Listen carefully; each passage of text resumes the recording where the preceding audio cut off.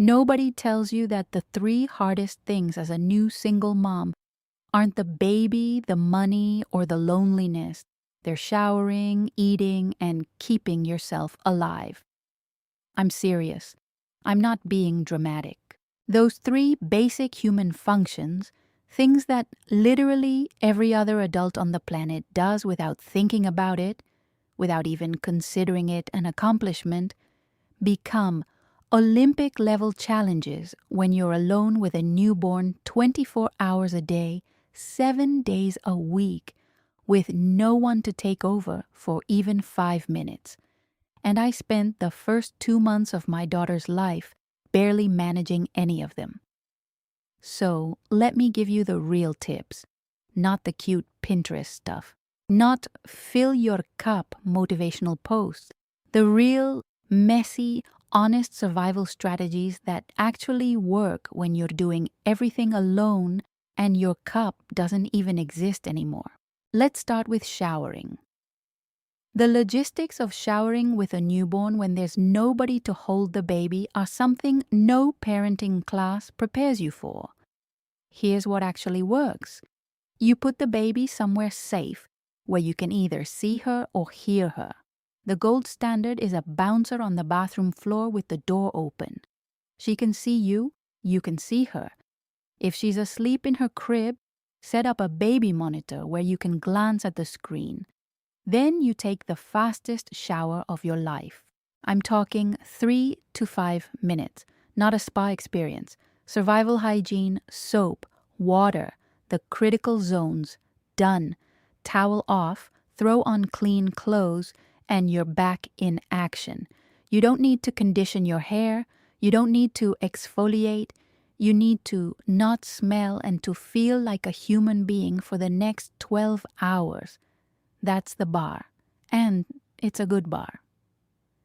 Here's the thing everyone is afraid to say. If the baby cries for 3 to 5 minutes while you shower, she is completely fine. She is safe. She is not being traumatized. She's experiencing 3 minutes of mild discomfort while her mother does something essential for her own survival. A clean, functional mother is a better mother than a dirty, deteriorating one. Period. I eventually got my shower routine down to 4 minutes flat.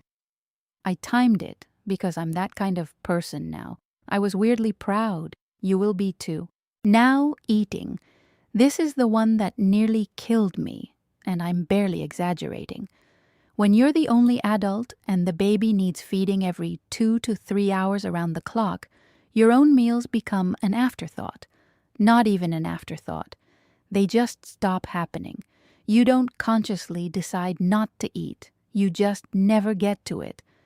Because every time you sit down to eat, the baby cries or needs a change or needs to be held or spits up or needs something.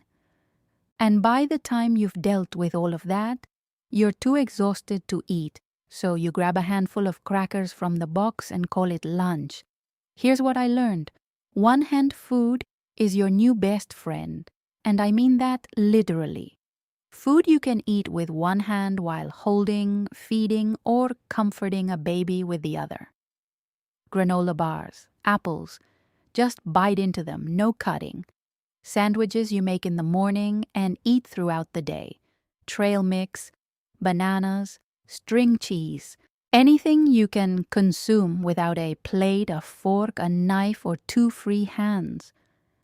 I created what I called the mom snack box, literally a plastic bin on my kitchen counter filled with grab-and-go food. Every time I ordered groceries, I restocked it. It sat there like a gas station for my body. Every time I walked past it, I grabbed something. It sounds ridiculous. It sounds like advice for a college dorm, but it saved my life because on the days when I would have eaten nothing, I ate something. And something is infinitely better than nothing. The other thing I started doing, and this changed my entire relationship with eating, is treating my meals like appointments, not aspirational ones. Hard appointments. I wrote them on a sticky note on the fridge. Eat breakfast, eat lunch, eat dinner. 3 check boxes. And when I crossed one off, I felt something I hadn't felt in weeks. Like I had done something for myself. Like I mattered. Like my body wasn't just a machine producing milk and warmth for someone else. That sticky note became my daily proof that I existed as a person, not just as a function. Now let me zoom out and talk about the bigger picture, because this matters more than you might think right now. Why does it matter if you shower and eat?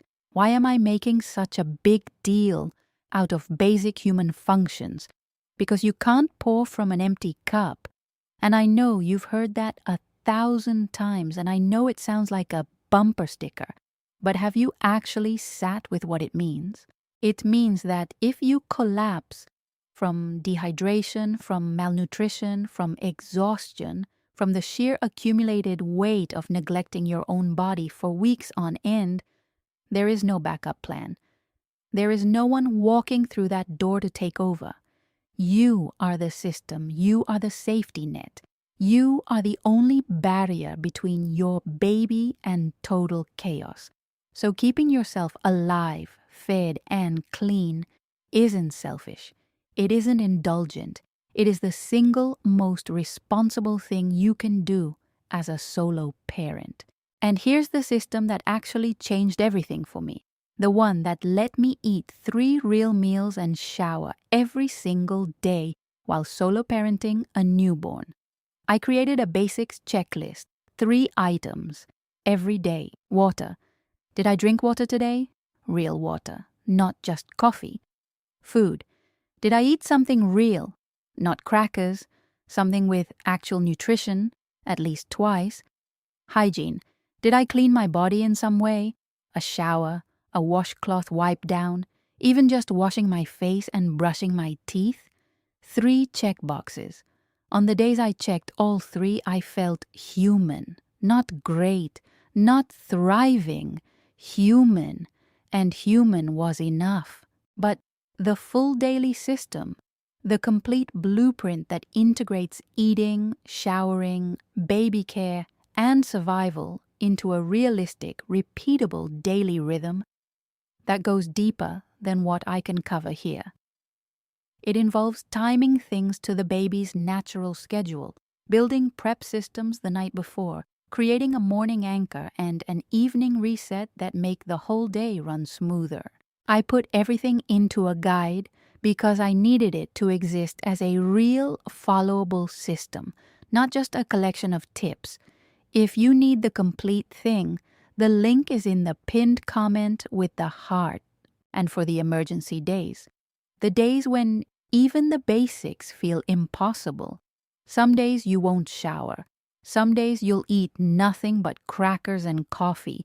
Some days the only thing you'll accomplish is keeping that tiny human alive. And on those days, that is enough. That is more than enough. Don't add guilt to exhaustion. Don't stack shame on top of overwhelm. Just get to bedtime. Tomorrow is a fresh start. The routine will be there waiting for you when you're ready to pick it up again. Comment your best one-hand meal. I'm always looking for new ideas, and I know some of you have genius solutions I haven't thought of yet. Hit subscribe because I make these for the moms nobody else is talking to. The ones in the trenches, the ones with spit up on their shoulder and no clean shirts and no idea how they're going to get through today. Hit that like button so this reaches the mama who hasn't eaten a real meal in 3 days. She needs to hear this. You need to hear this. You're not failing. You're surviving. And surviving is a form of strength that most people will never understand.